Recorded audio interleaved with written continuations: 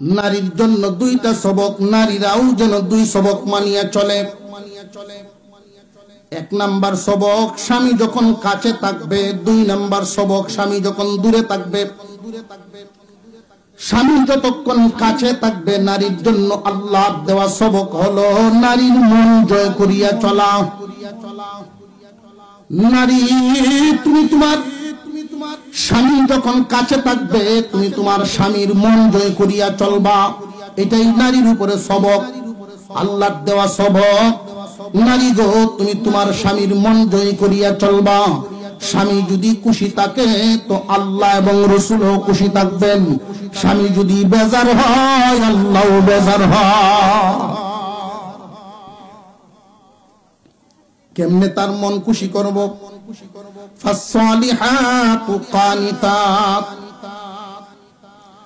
আচার আচরণের মাধ্যমে একজন নেককার মহিলার যে সমস্ত গুণ থাকার দরকার, এই গুণগুলো যেন তোমার মধ্যে থাকে। আনুগত্যশীলা নারী হয়ে তুমি তোমার স্বামীর ঘর করবা।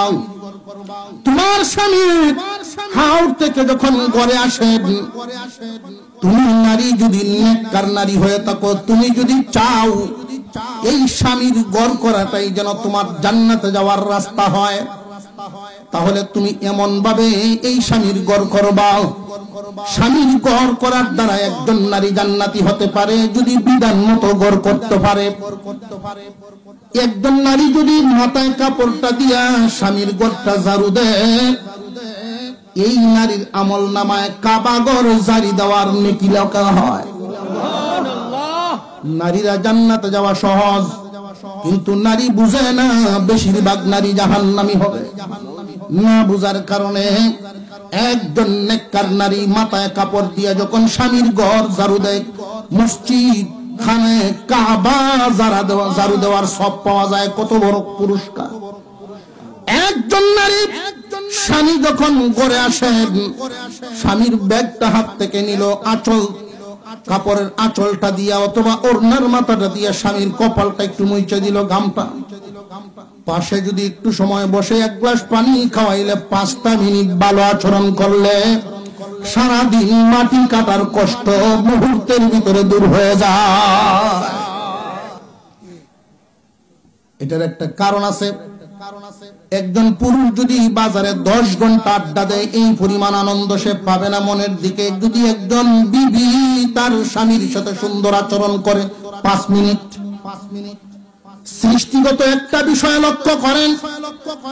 আদম আলাইহিস সালামকে আল্লাহ পাক বানাইছেন মাটি দিয়া, সরাসরি মাটির থেকে আল্লাহ বানাইছেন। পুরুষ জাতির সর্বপ্রথম পুরুষকে আল্লাহ মাটি দিয়ে বানাইছেন, কিন্তু নারী জাতির সর্বপ্রথম নারীকে আল্লাহ সরাসরি মাটির থেকে বানান নাই।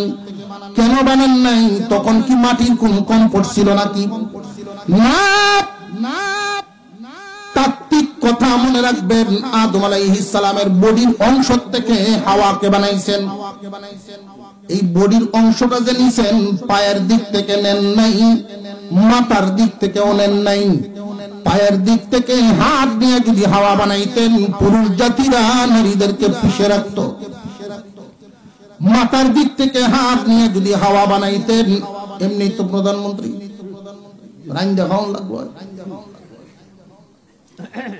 আল্লাহ এমন জায়গা থেকে নিছেন, মিডিল পয়েন্ট, মাঝামাঝি জায়গা। তাও আবার যেই পাজরের হার নিয়েছেন, সেটা ডান দিকেরটা নেন নাই, নিছেন বাম দিকেরটা। বাম দিকে যেই হারটা নিছেন, উপরের দিকের উপরের অংশের হারটা নিছেন, যেটা একদম কলিজার কাছে। লক্ষ্য করে দেখবেন, দুনিয়াতে একটা বিষয়, বাবার ছেলের মধ্যে যেই মহব্বতের চেয়ে অনেক বেশি মহব্বত বাবার মেয়ের মধ্যে। লক্ষ্য করছেন নি? বাপ জিয়ে যেই সম্পর্ক, বাপ পুতে এমন নাই। মহব্বতটা মেয়ের প্রতি বেশি থাকে, আর মার মহব্বত ছেলের প্রতি বেশি। ক্রস টান আল্লাহ পাক রব্বুল আলামিন সৃষ্টিগতভাবে বানাইছেন। নারী গো, তুমি তোমার স্বামীর সাথে যদি 5টা মিনিট সুন্দর আচরণ করো, এই 5 মিনিটের আচরণে তার মন ভালো হয়ে যাবে।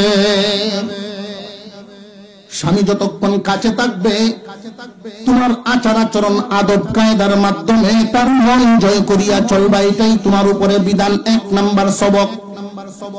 যেই নারী তার স্বামীকে আচার আচরণ আদব কায়দার মাধ্যমে খুশি করতে পারে, সন্তুষ্ট করতে পারে, আল্লাহ রব্বুল আলামিন ওই নারীর উপরে সন্তুষ্ট হয়ে যান, ওই স্বামীর ঘর করার উসিলায় তারে জান্নাতি বানাইবে।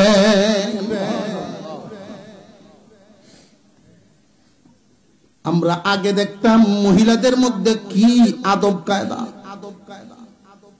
স্বামীর ছায়ার মধ্যে মহিলায় পাড়া দিছে না। আমার স্বামী দাঁড়ায় রয়েছে, শ্যামাটা ভারী কেমনে, বিছানায় একসাথে ঘুমাইছেন, সকাল বেলায় ওঠার সময় সালাম করে নামছে, ভাও লাগছে। আর এখন ভাও লাগছে তো সালাম করবো দূরের কথা, মাঝে মাঝে উঠে উঠলে সোর মারে বলে শুনি।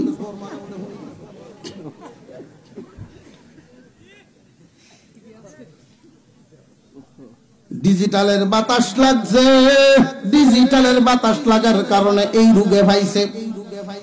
এই জন্য বুঝিয়া শুনিয়া সংসারের সাথী বানাইবা।